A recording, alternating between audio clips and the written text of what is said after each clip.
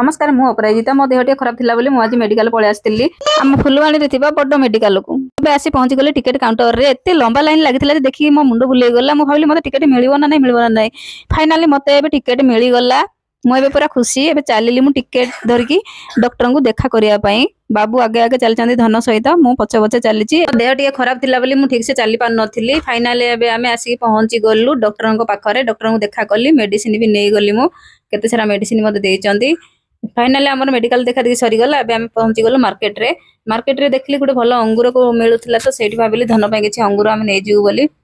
आ भल टेस्ट भी लागुथिला भल अंगूर देइथिले तांगे आ धन तो पूरा हापी जना पड़छि काहे ना से 3-4 दिन हला अंगूर खाइबे होतिला एबे आमे अंगूर धरि देलु धन तो अंगूर देखिना पूरा टिके मुचु मुचु हसुथिला एबे पैसा दिया दिया हमर सरी गला एबे आमे बाहरी पइलु बाजार रे थिबा बिना एक स्नैक्स एंड जूस बार पाखकू मैं जाइथिलु सेठी जूस पिया पई हेले धन कहले मु फ्रूटी पी बोली कोन कहियो छुआ को एबे हमको फाइनली जूस मिली गला जूस तो पूरा मस्त देखा जाउथिला पीला पर जणा पड़े केमती कोन लागुची बाबू तो पूरा आरंभ करि सारलेनी खाली मु जणे अछि बाकी धन कुडे पीले धन कहउची नाइ मु पीबिनी मते भल लागुनी मु फ्रूटी पी देई बोली कहउची जे आसिला मो पाली बाबा रे जूस टा पूरा बबाली हेतिला पूरा माने भी हाथ छड़ा करंतनी काहे ना खरा दिन पळे आसिलेन तो ठंडा ठंडा कूल जूस पी की माइंड पूरा फ्रेश रखंतु आउ आपण मान निश्चय आसंतु विनायक स्नैक्स जूस बार पाखकू रहिली सांग माने जय जगन्नाथ।